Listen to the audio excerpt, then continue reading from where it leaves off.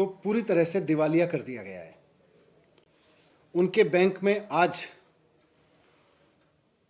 उत्तरी नगर निगम north MCD के account में केवल 12 करोड़ रुपए हैं और ईस्ट एमसीडी के अकाउंट में केवल 99 लाख रुपए, 1 करोड़ रुपया भी नहीं है इनके पास में। जबकि इनके ऊपर दिल्ली सरकार का 6,276 करोड़ रुपए का लोन बकाया है। 6,276 करोड़ रुपए की देनदारी इनकी दिल्ली सरकार पे है। तो इसीलिए मैंने कहा कि भारतीय जनता पार्टी ने इनको पूरी तरह से दिवालिया कर दिया है, दिवालिया बना दिया है। 14 साल पहले भारतीय जनता पार्टी एमसीडी की सत्ता में आई थी और इस 14 साल में बुरी तरह से इन्होंने नगर निगम को चूस लिया है। इतनी बुरी तरह से चूस लिया है कि अब इनमें नगर निगम की गुठली भी इन्होंने नहीं छोड़ी है। आज बीजेपी ने नगर निगम को इस लायक भी नहीं छोड़ा कि वो अपने कर्मचारियों को तनख्वाह दे सके। नगर निगम के जो बेसिक फंक्शन हैं, साफ सफाई, primary health, primary education, building department, नक्शे, इन सब की तो बात छोड़ दीजिए, इन पे तो बात करना ही बेमानी है। कर्मचारियों की तनख्वाह दे सके नगर निगम, 14 साल की सत्ता में भारतीय जनता पार्टी ने नगर निगमों को इस लायक भी नहीं छोड़ा कि वो अपने कर्मचारियों की तनख्वाह दे सके। आज उसके कर्मचारी, चाहे वो सफाई कर्मचारी हो, टीचर्स हो, मेडिकल स्टाफ हो, बाकी स्टाफ हो, तनख्वाह के लिए तरस रहे हैं। भारतीय जनता पार्टी ने पिछले 14 साल में नगर निगम में जो राजनीति की है, वैसी भ्रष्ट राजनीति देश के तो छोड़ दीजिए, दुनिया भर के किसी नगर निगम में देखने को नहीं मिलती जितना भ्रष्ट प्रशासन भारतीय जनता पार्टी ने 14 साल में नगर निगम में चलाया है। और एमसीडी में भ्रष्टाचार चरम पे है, ये बात हम ही नहीं कह रहे, बीजेपी के बड़े नेता भी मान रहे हैं। उसके मैं तथ्य रखता हूं, उसके नगर निगम में, एमसीडी में और सेंट्रल गवर्नमेंट में, दोनों में बीजेपी की सरकार है। तो बीजेपी की सेंट्रल गवर्नमेंट जो है वो देश भर के नगर निगमों को पैसा देती है, वो उनको अलग से फंड देती है कॉन्स्टिट्यूशन के मुताबिक। हर एक नगर निगम को पैसा देती है, वो चाहे पक्ष का नगर निगम हो, वो शहर जहां भारतीय जनता पार्टी की सरकार है, सेंट्रल गवर्नमेंट उनको भी फंड दे रही है।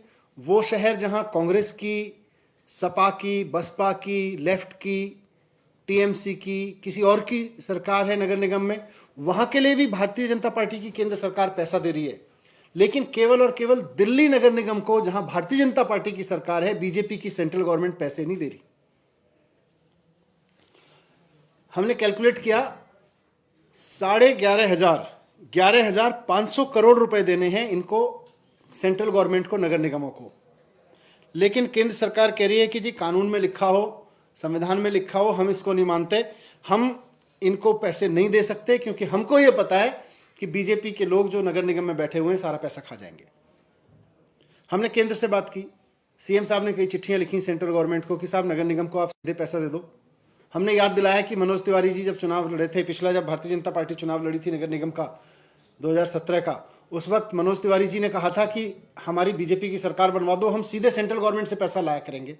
हमने उन्हें चुनाव का भी याद दिलाया, उन्होंने संविधान कानून की बात की, उन्होंने कहा जी चुनाव में कहा था और संविधान कानून में भी ठीक है, लेकिन हमें यह पता है कि बीजेपी के नगर निगम के नेता पूरी तरह से करप्ट हैं, इनको जो भी पैसा जाएंगे वो खा जाएंगे, चोरी कर जाएंगे। इसलिए हमने तय कर रखा है कि हम विपक्ष का नगर निगम होता है हम उसको दे देते हैं, लेकिन बीजेपी का नगर निगम होने के बावजूद दिल्ली के नगर निगम को हम पैसा नहीं दे सकते।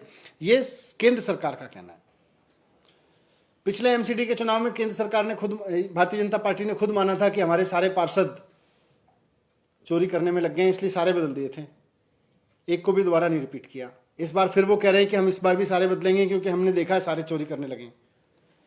तो जो बीजेपी का शीर्ष नेतृत्व वो भी मानता है, सेंट्रल गवर्नमेंट भी मानती है कि बीजेपी ने 14 साल में नगर निगम को दिवालिया कर दिया है, सारा पैसा खा गए हैं, इनको इसलिए पैसा नहीं दिया जा सकता जो उनका बनता है। अब सवाल यह है कि ये जो कर्मचारी हैं जिनके चूल्हे नहीं जल रहे, जो तनख्वाह के लिए तरस रहे हैं, वो दिल्ली के ही लोग हैं, वो हमारे ही लोग हैं। मुख्यमंत्री जी कहते हैं कि उनका दुख नहीं देखा जा रहा हमसे।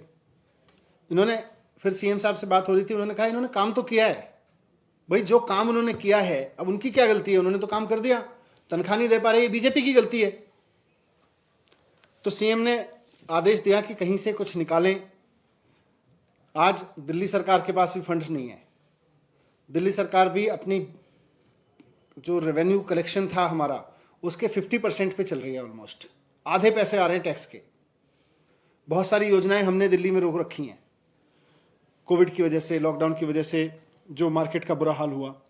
तो दिल्ली सरकार का बड़ी मुश्किल से काम चल रहा है। पर इधर उधर से, कुछ इधर से निकाल के, कुछ इधर से निकाल के, कुछ डिपार्टमेंट की योजनाएं रोक के, कुछ डिपार्टमेंट का पैसा रोक के आज इनको हम 938 करोड़ रुपए दे रहे हैं। बहुत मुश्किल से ये पैसे, कई डिपार्टमेंट का पैसा काट के निकालें, कई डिपार्टमेंट की ग्रांट रोक के, उनके बहुत सारे काम रोक के ये पैसे जुगाड़ किए हैं। ये पैसे सैलरी के लिए दिए जा रहे हैं। तो मैं बीजेपी के नेताओं से कहना चाहूंगा कि इन पैसों को अब चोरी में मत कर लेना, इनसे कर्मचारियों की तनख्वाह देना। और मैं कर्मचारियों से भी अपील करना चाहूंगा कि नजर रखना, ये बीजेपी वाले आपके इस पैसे को भी खा जाएंगे जो जो स्टेट गवर्नमेंट की ओर से जा रहा है, जो दिल्ली सरकार केजरीवाल जी की तरफ से जो पैसा जा रहा है, जो हमने इधर उधर से दूसरे डिपार्टमेंट का पैसा काट के बचा के किसी तरह से इनको दिया है, वो भी खा जाएंगे अगर इन पे नजर नहीं रखी गई। तो इनको 938 करोड़ रुपए किसी तरह से जुगाड़ करके इधर से उधर से दे रही है सरकार। और 1 साल की बात है, जब बीजेपी में आपकी सरकार आ जाएगी तो हम ये तो जानते हैं कि चुनौती बहुत बड़ी है। इन्होंने बेड़ा गर्क कर रखा है, पूरा दिवालिया कर दिया है नगर निगमों को। लेकिन फिर भी जैसे दिल्ली सरकार में ईमानदारी से काम किया, दिल्ली के लोगों ने साथ दिया, 30,000 करोड़ का बजट 60,000 करोड़ पहुंच गया। वैसे ही नगर निगम में भी जब आम आदमी पार्टी की सरकार आ जाएगी तो बजट बढ़ेगा और रिसोर्सेज बढ़ेंगे और ईमानदारी से काम होगा, तो फिर ये दिन नहीं देखने पड़ेंगे। सत्येंद्र, देखिएगा, एमसीडी जो है, दिल्ली के तीनों एमसीडीज को दिल्ली सरकार का 6,200 करोड़ रुपया बकाया है। दिल्ली सरकार ने उनसे 6,200 करोड़ लेना है, उनके ऊपर लोन है 6,200 करोड़ का। उसके बावजूद भी मुख्यमंत्री अरविंद केजरीवाल जी ने कहा, क्योंकि एम्प्लॉयज़ को बहुत तकलीफ है और ये कोविड का टाइम चल रहा है, तो उन्होंने कहा भी कुछ ना कुछ कहीं से भी फाइनेंस मिनिस्टर साहब से बोला कि भाई कैसे भी कोई भी खर्चा कम करके कुछ पैसा दे दीजिए, इनका नहीं बनता है तब भी कुछ ना कुछ दे दीजिए। तो 938 करोड़ रुपया डिप्टी सीएम साहब ने इधर से उधर से कम करके काफ़ी चीज़ों के खर्चे, दूसरे डिपार्टमेंट का पैसा, दूसरे डिपार्टमेंट के खर्चे कम करके वहाँ से निकाल के दे रहे हैं। एमसीडी के अंदर भ्रष्टाचार है, सबको पता है। और अगर इसकी बड़ी बात बताने की जरूरत नहीं है, अपने पड़ोस में देख लीजिए, कहीं भी देख लीजिए, लेंटर के रेट रहे फिक्स। हर एक भी लेंटर पड़ता है तो उसके स्क्वायर मीटर के हिसाब से, स्क्वायर फुट के हिसाब से रेट लेने लगे हैं। और उसमें इतना पैसा इकट्ठा होता है, मैं तो फिगर भी बता सकता हूँ कि एमसीडी का जो बजट है, ऐसे तो पूरे बजट 5 से 10,000 करोड़ रुपये बताते हैं सिर्फ एमसीडी के अंदर। हर साल लेंटर से ही इकट्ठा कर लेते हैं ये लोग, और पैसा कमाने का एक धंधा बन गया है। और इसी वजह से एमसीडी में रोज रोज कहते हैं पैसा नहीं है, पैसा नहीं है, क्योंकि उनके पर्सनल पैसा खड़ा हो रहा है, पर्सनल प्रॉपर्टियाँ बना रहे हैं, पर्सनल पैसा बनाने में लगे हुए हैं। जैसा मनीष जी ने भी कहा है कि जो पैसा हम दे रहे हैं 938 करोड़ रुपये दे रहे हैं, उसके ऊपर कर्मचारी लोग ध्यान रखें, कहीं ऐसा ना इसको भी खा जाएं और उसके बाद फिर ये कहें कि तनख्वाह नहीं दी। तो सबको तनख्वाह देने के लिए कोविड की वजह से पैसा दिया जा रहा है, इसका ध्यान रखिएगा। सर, ये जो मैनेज करके दिया जा रहा है, इससे दूसरी योजनाओं में कोई पर ज़्यादा असर दिखेगा या ज़्यादा कटौती की गई है कि कम? नहीं, देखिए, हमारे पास में तो वैसे ही इस बार मैं बार बार कहता रहा हूँ कि दिल्ली की सरकार आधे बजट पे ही काम कर रही है, आधा टैक्स मिला है और टफ पीरियड है, पूरे देश के लिए ही है, सारी इकोनॉमीज डाउन है। तो वैसे में दिल्ली सरकार के लिए भी अपना काम चलाना मुश्किल है। पर कुछ डिपार्टमेंट की कुछ योजनाओं को रोक के इस बार जब हम आरी में करेंगे तो उनको योजनाओं का पैसा काटेंगे। पर निश्चित रूप से किसी ऐसी स्कीम पे नहीं काट रहे हैं जहां लोगों को बहुत परेशानी हो, पर पैसा काट के दे रहे हैं इनको। सर, एक आखिरी सवाल, सीएम ने ट्वीट किया है कि गाजीपुर मंडी खोली जा रही है। हाँ, उसका पूरा रिव्यू किया। उसके जितने सैंपल पोल्ट्री मार्केट के भेजे गए थे, जो मुर्गियों के सैंपल भेजे गए थे, वो सब नेगेटिव आए हैं। तो फिर सारा रिव्यू करके मुख्यमंत्री जी ने कहा कि अब जो हमने बैन लगाया था और मार्केट पे जो बैन लगाया था उसको खोल दिया जाए।